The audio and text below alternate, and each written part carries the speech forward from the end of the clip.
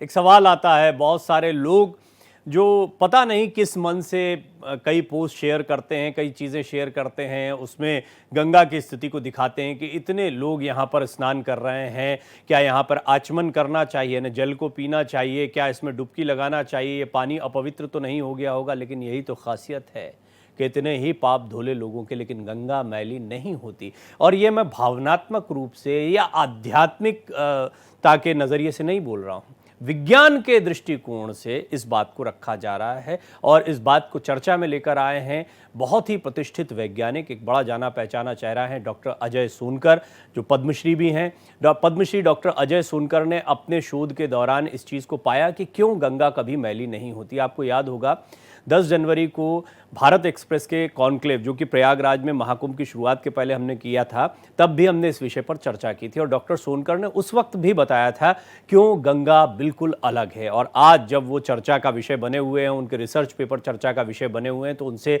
सीधे बातचीत करेंगे। उससे पहले एक छोटी सी रिपोर्ट आपको दिखाते हैं। प्रयागराज में दुनिया भर से श्रद्धालु आस्था की डुबकी लगाने को आतुर हैं। अब तक 57 करोड़ से भी ज्यादा लोगों ने संगम में डुबकी लगाई है। सवाल उठ रहा था कि इतने लोगों के स्नान करने से क्या गंगा का पानी प्रदूषित हो गया? एनजीटी की रिपोर्ट में ऐसा कहा गया, लेकिन एनजीटी की रिपोर्ट को सिरे से खारिज कर दिया है पद्मश्री वैज्ञानिक डॉक्टर अजय सोनकर ने। अजय सोनकर ने दावा किया है कि करोड़ों लोगों की डुबकी का गंगा जल की शुद्धता पर कोई असर नहीं पड़ा। पहले ये रिपोर्ट देखिए, फिर उनसे बातचीत करेंगे। 57 करोड़ से ज्यादा श्रद्धालुओं ने लगाई डुबकी, फिर भी कैसे पवित्र है प्रयागराज में गंगा? पद्मश्री वैज्ञानिक डॉक्टर अजय कुमार सोनकर का दावा, स्नान योग्य ही नहीं, अल्कलाइन वाटर जितना शुद्ध है गंगा जल।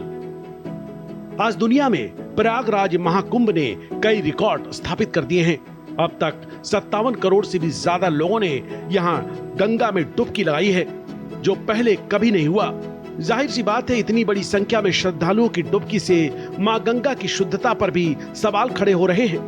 करोड़ों श्रद्धालुओं की आस्था के प्रतीक गंगा की जलधारा को लेकर एनजीटी की रिपोर्ट ने भी सवाल खड़ा कर दिया। फिर क्या था? गंगा की महत्ता को जन जन तक पहुंचाने वाले विख्यात वैज्ञानिक पद्मश्री अजय सोनकर ने गंगा के जल को शुद्ध साबित करने का बीड़ा उठा लिया। उन्होंने जो दावा किया है वो निश्चित तौर से मां गंगा की आस्था में भरोसा करने वालों को राहत की सांस देगा। जो कंडीशन थी वहाँ पर, उसको देख करके मुझे ऐसा लग रहा था कि शायद पानी का पैरामीटर बहुत बदल गया है, क्योंकि बहुत ज़्यादा कंटामिनेशन विजिबली दिखाई दे रहा था। लेकिन जब मैं लैब में पानी लेकर के आया और उसको एनालाइज किया तो मैं सरप्राइज हो गया था कि वो पानी एकदम सुरक्षित था। पहली बात तो वो बेहतरीन तरीके से अल्कलाइन था। बैक्टीरिया का बिहेवियर होता है कि उसके अंदर वो एसिड प्रोड्यूस करता है, और जिन बैक्टीरियाज की बात की जा रही है कि उसके अंदर पाया गया है, जो इंटेस्टाइनल बैक्टीरियाज होते हैं, ये सब एसिड बनाते हैं। और जो बैक्टीरियल फेज की एक्टिविटी मैंने देखी, लाइस एक्टिविटी होते हुए देखी, जिसमें बैक्टीरिया बस्ट हो रहा था और मर रहा था लगातार। मां गंगा की धारा अविरल है, पवित्र पुण्यदायिनी है गंगा। इसको साबित करने के लिए वैज्ञानिक अजय सोनकर ने संगमनोज समेत प्रयागराज के 5 गंगा घाटों से गंगा जल का सैंपल इकट्ठा कर उसकी लैब में जांच की।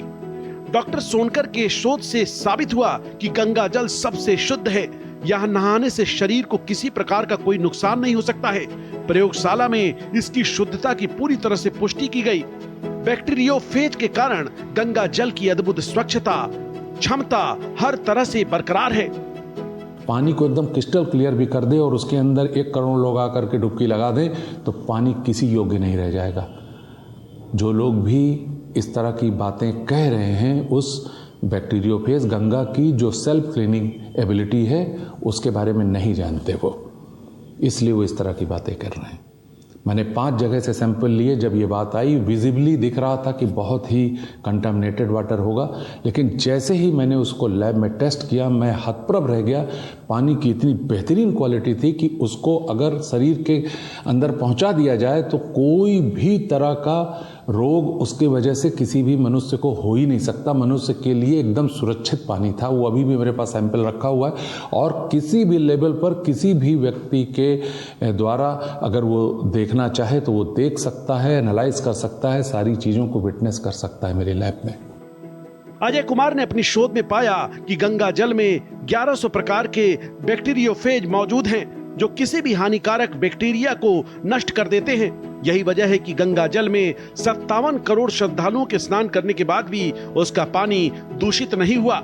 सोनकर का कहना है कि अल्कलाइन वाटर से भी शुद्ध गंगा जल में स्नान ही नहीं आमचन भी किया जा सकता है। Bureau report, Bharat express. देखिए, इस रिपोर्ट में 2-3 टर्म्स जो हैं वो पकड़ में आती हैं। पहला, सेल्फ क्लीनिंग एबिलिटी जो गंगा की है, यानी खुद को साफ करने की एक खूबी है गंगा के भीतर।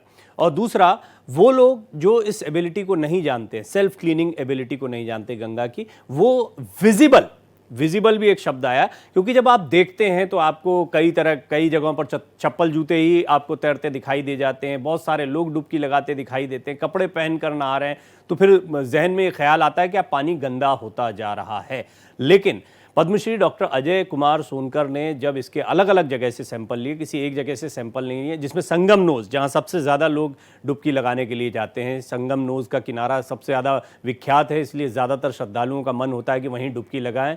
तो क्या ये सैंपल जो कलेक्ट किए गए उसके बाद में किस तरीके से डॉक्टर अजय कुमार सोनकर ने इनको एनालाइज किए, सारी चीज़ें जानते समझते हैं। दूसरी, मैं आपको एक बात और बता दूं कि डॉक्टर अजय कुमार सोनकर इसी पवित्र धरती प्रयाग से आते हैं, तो उनका एक भावनात्मक जुड़ाव भी यहाँ से है। तो डॉक्टर अजय कुमार सोनकर, सबसे पहले आपका बहुत बहुत स्वागत है भारत एक्सप्रेस पर। एक बार फिर इस विषय पर हम बात कर रहे हैं, एक बार फिर इसलिए कह रहा हूँ क्योंकि आपको याद होगा 10 जनवरी को भी इस विषय पर थोड़ा सा प्रकाश आपने डाला था, लेकिन तब मुझे भी नहीं अंदाजा था कि आज के दिन ये विषय इतना अहम हो जाएगा। जब 57 करोड़ लोग डुबकी लगा लेंगे तो ये प्रश्न फिर से खड़ा होगा, आपने क्या फाइंड आउट किया, और उस एबिलिटी के बारे में, जो सेल्फ क्लीनिंग एबिलिटी कह रहे हैं, उसके बारे में मैं चाहूंगा जरा दर्शकों को भी थोड़ा सा बताएं, समझाएं। एक्चुअली जो बातें हो रही है कंटामिनेशन की, पोल्यूशन की, अगर आप पहले पोल्यूशन को समझना चाहें तो आप एनजीटी की रिपोर्ट या जो पोल्यूशन कंट्रोल बोर्ड की जो रिपोर्ट है, या जो मुझे बताया गया है कि उन्होंने कहा कि ये पानी सीवर के पानी के जैसा।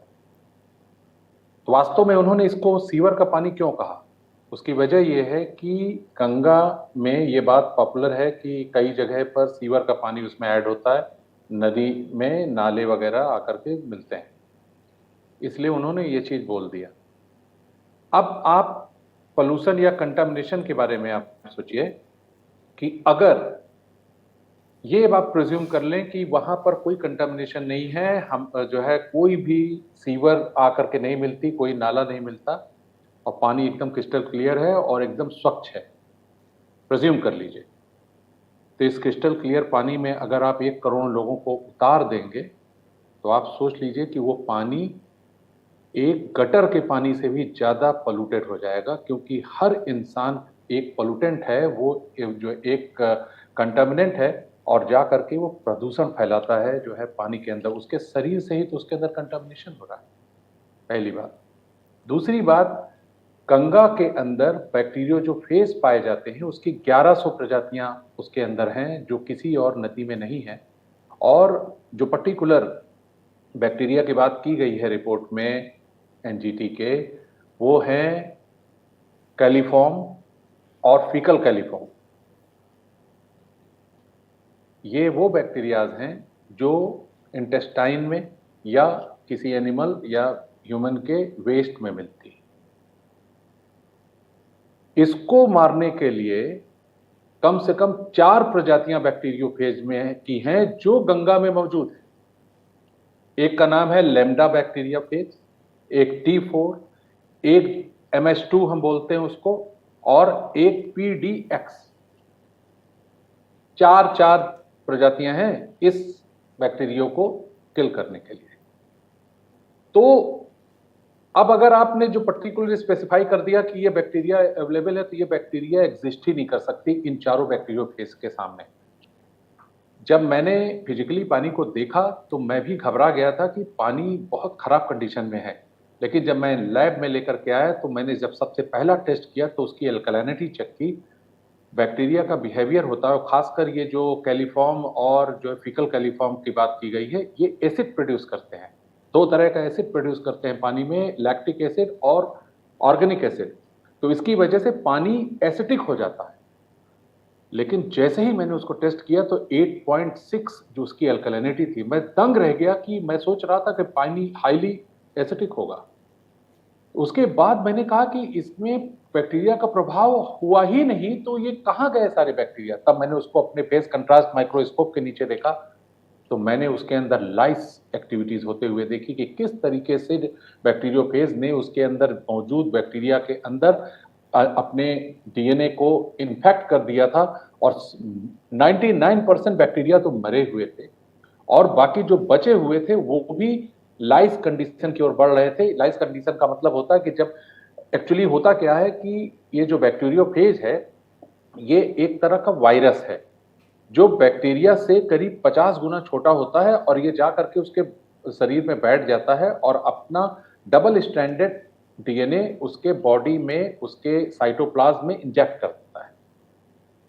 अब उसके जो उस बैक्टीरिया है उसको कमांड मिलता है कि वो उस फेज का जो है कॉपी बनाए, उसको प्रोड्यूस करे। जी। और जब वो उसको प्रोड्यूस करना शुरू करता है तो एक समय के बाद वो जब सैकड़ों फेज बना लेता है तो वो बैक्टीरिया बस्ट कर जाता है। इसको लाइस बोलते हैं। इस प्रक्रिया में बैक्टीरिया मर जाता है, और जो ये सैकड़ों उसके अंदर बने हुए हैं वो दूसरे बैक्टीरिया पे हमला कर देते हैं, उनको इन्फेक्ट कर देते हैं। और आप ये जानना चाहेंगे कि ये कितनी देर में होता है, तो आप अगर ध्यान से देखेंगे तो आप सरप्राइज हो जाएंगे कि जब बहुत सारे लोग नहा रहे होते हैं तो उनमें से ऐसे बहुत से लोग होते हैं जिन रोग ग्रस्त होते हैं, जिनके शरीर में जो भी रोग हमारे शरीर में होता है वैसा ही बैक्टीरियल कंटेमिनेशन हम पानी में जा करके करते हैं, तो उस बैक्टीरियल कंटेमिनेशन से दूसरे को संक्रमण हो सकता है। लेकिन इसके पहले कि वो बैक्टीरिया पानी में रिलीज हो ह्यूमन की और वो दूसरे को इन्फेक्ट करे, उसके पहले ही बैक्टीरिया फेज उनको मार देता है विद इन मिनट्स। ये इतनी बड़ी एक्टिविटीज होती है उसके अंदर। आपको जो बहता हुआ पानी दिख रहा होता है, आप सोच के देखिए कि करोड़ों लोग वहां उसमें स्नान कर रहे हैं, एक दूसरे के बीमारियों का इन्फेक्शन तक जो है उस गंगा वाटर में नहीं होता। जी। डॉक्टर सोनकर, एक सवाल मेरे जहन में आता है कि क्या ये संगम यानी दो नदियों के मिलने की वजह से यहाँ पर ऐसा कुछ क्रिएट हो रहा है, या जो बैक्टीरियोफेज की आप बात कर रहे हैं वो गुणवत्ता आ रही है, या गंगा को आप कहीं भी देखेंगे वहां पर यही स्थिति होगी? और साथ में सवाल सप्लीमेंट्री ये भी है कि क्या यमुना की भी यही स्थिति होगी? नहीं, ये सिर्फ गंगा में है। ये संगम इसलिए पवित्र है क्योंकि गंगा है वहां पर। ये जो मैंने आपको बैक्टीरियल फेज की एक्टिविटी बताई है, गंगा की एक्टिविटी है, गंगा के कारण है। इसके अंदर 1100, जैसा कि गंगा में 1100 प्रजातियां जो है पाई जाती हैं बैक्टीरियोफेज की, जबकि यमुना में बहुत कम से कम मुझे लगता है 100-150 इस प्रजातियां पाई जाती हैं बस। अब आप देखिए प्रयागराज में करोड़ों लोग, आप 50 करोड़ से ज्यादा, 57 करोड़ कितना बता रहे हैं, 50 करोड़ से ज्यादा लोगों ने अपने शरीर का प्रदूषण पानी के अंदर पहुंचाया है। ठीक है जी। इतना कंटेमिनेशन क्या आपके दिल्ली की यमुना में है? वहां पर वही ड्रेनेज वगैरह ही तो आ रहा है। इतना कंटेमिनेशन अगर हो जाए तो न जाने क्या हाहाकार मच जाए वहां पर। लेकिन पानी देखिए कैसा है वहां पर। तो ये एक बहुत बड़ी बात है कि गंगा के अंदर अपनी सेल्फ क्लीनिंग की एक एबिलिटी है, और वो इतने इंटेंसिव तरीके से करती है और इतना क्विक करती है कि एक दूसरे से संक्रमण तक नहीं होता।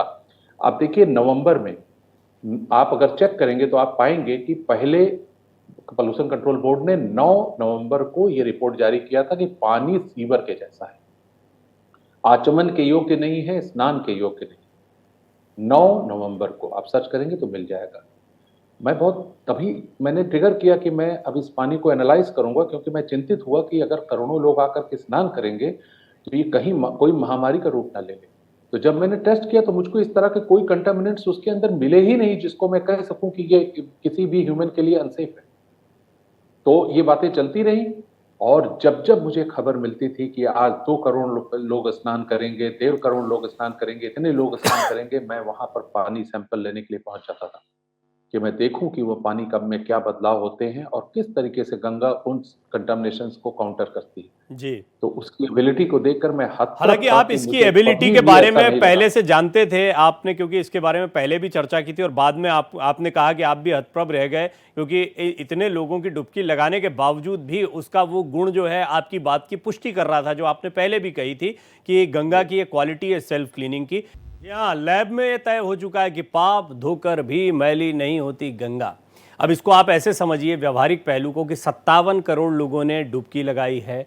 पॉल्यूटेंट होता है कि इंसान अपने आप में बहुत सारे बैक्टीरिया लेकर घूम रहा होता है। इसके बावजूद, इतने लोगों के डुबकी लगाने के बावजूद, जब लैब में पद्मश्री डॉक्टर अजय कुमार सोनकर, जो कि जाने माने वैज्ञानिक हैं, उन्होंने पानी के अलग अलग घाटों के सैंपल को चेक किया तो वो आश्चर्यचकित रह गए, हतप्रभ रह गए, क्योंकि गंगा की सेल्फ क्लीनिंग की जो एबिलिटीज़ हैं वो गंगा के पानी को फिर से शुद्ध कर देती हैं, और वो भी सिर्फ शुद्ध नहीं करती, अल्कलाइन वाटर जैसा कर देती हैं।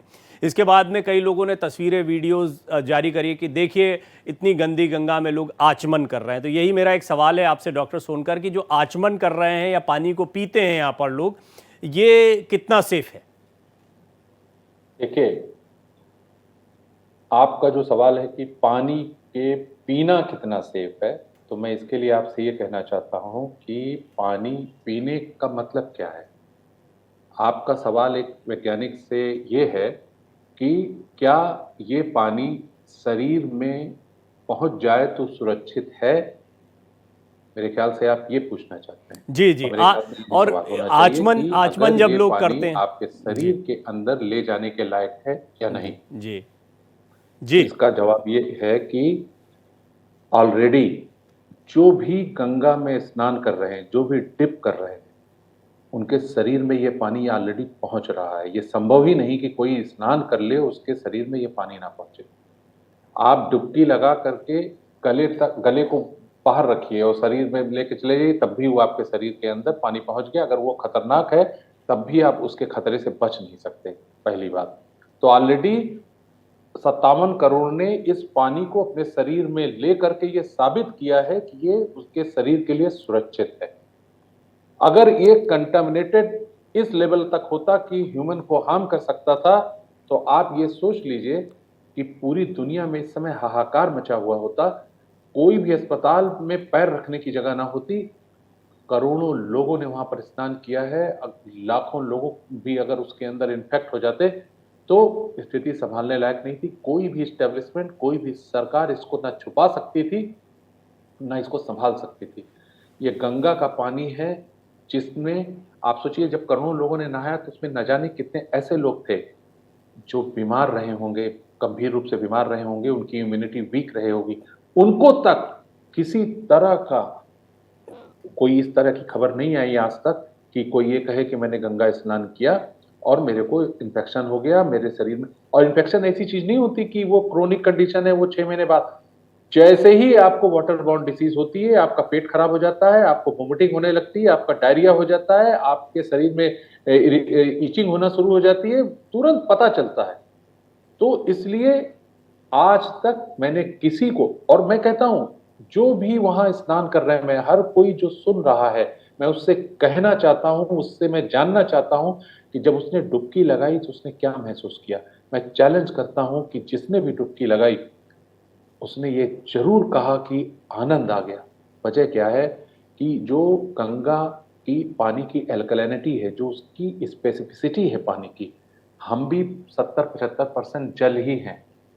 जब उससे मुलाकात होती है तो वो हमारे शरीर के पानी को कॉम्प्लीमेंट कर देता है, जिससे हमें एक बहुत आनंद की अनुभूति होती है, एक सपोर्ट की अनुभूति होती है। और ये चीज आप हर किसी से बात करके मैं वेरीफाई करता हूं सर इसको। मुझे तो 4-4 डुबकियां लगाने का मौका मिला है, तो मैं वेरीफाई करता हूं कि मैं जितनी बार डुबकी लगाई आनंद आया, और एक के बाद दूसरी के बाद तीसरी लगाते हो तो आप उसकी वजह होती है कि आपको सचमुच एक पॉजिटिव एनर्जी का एहसास होता है।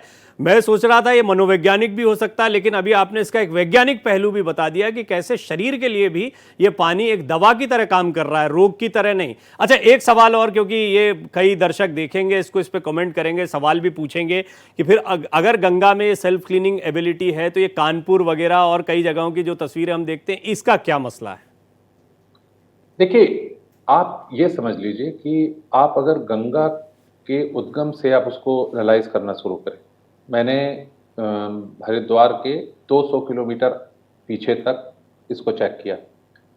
जब गंगा नदी वो पहाड़ों से नीचे उतर रही होती है, उस पानी में इतनी जादुई शक्ति है, इतना इंटेंसिव है वो पानी बैक्टीरियोफेज के पॉइंट ऑफ व्यू से कि मैं आपको बता नहीं सकता। जैसे ही ये प्लेन में आती है, इसमें तमाम तरह के पानी ऐड होने लगते हैं, कंटामिनेंट्स ऐड होने लगते हैं, इंडस्ट्रियल पोल्यूशन, ये इंडस्ट्री वो इंडस्ट्री, दुनिया भर के शहरों के नदी नाले उसमें मिलते रहते हैं, बहुत सारे पानी इकट्ठा। आप सोच के देखिए कि वो कैसी गंगा होगी जब इन सब पोल्यूशंस के बगैर जब पहाड़ से वो उतर रही होगी, क्योंकि इतने के बावजूद, इतने कंटामिनेशंस को, इतने अपने वार को झेलने के बाद उसने 57 करोड़ लोगों को गले लगा करके सुरक्षित उनके घरों में वापस भेज दिया। किसी को कोई संक्रमण नहीं हुआ। गंगा के ऊपर कोई इल्जाम नहीं लगा सकता कि मैंने गंगा पे स्नान किया और मैं बीमार पड़ गया।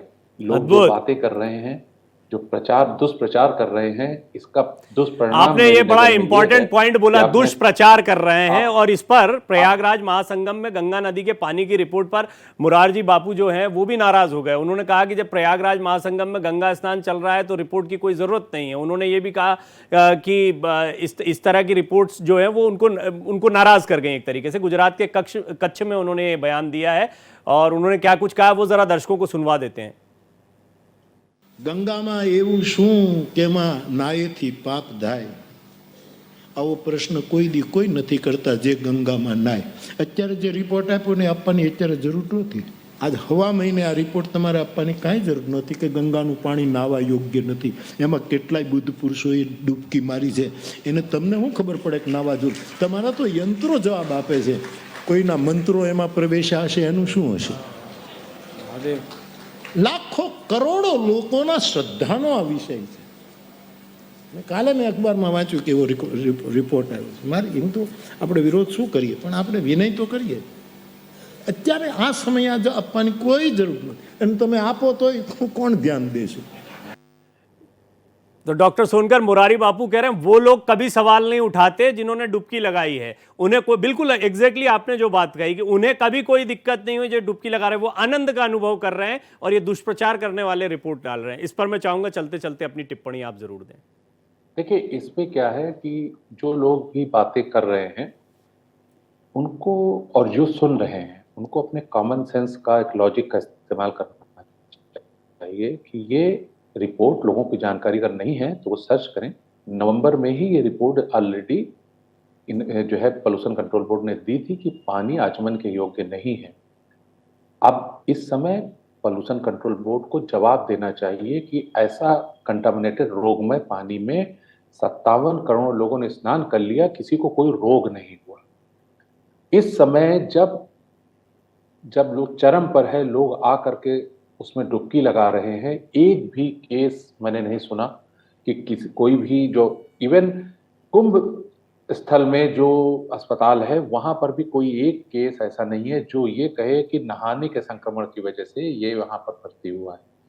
आप जानते हैं, अगर आप इस तरह का प्रचार फैलाएंगे, इतनी जिम्मेदार संस्था है आप, साइकोसोमेटिक जैसी स्थिति आप क्रिएट कर सकते हैं। आप सोचिए, करोड़ों लोग हैं जिनको शरीर में, बिल्कुल ठीक है, आपने ये भी बता दिया कि इस तरह की रिपोर्ट्स क्यों नहीं आनी चाहिए। डॉक्टर सोनकर, ये बहुत महत्वपूर्ण विषय है और इस पर मुझे लगता है कि एक बहुत विस्तार से आपके साथ चर्चा करनी पड़ेगी, लेकिन कई सारे पॉइंट्स हैं। व्यवहारिक रूप से सबसे बड़ी तो जो चिंता थी उसको आपने निर्मूल कर दिया यहाँ पर कि ये पानी न सिर्फ शुद्ध है बल्कि अल्कलाइन है, यानी एक तरीके से औषधि वाले गुण इसके अंदर हैं। ये ज्यादा बड़ी बात है। डॉक्टर सोनकर, आपका बहुत बहुत धन्यवाद। पद्मश्री डॉक्टर अजय सोनकर, देश के जाने माने वैज्ञानिक जिन्होंने लैब में यह सिद्ध कर दिया है कि पाप धोकर भी मैली नहीं होती गंगा।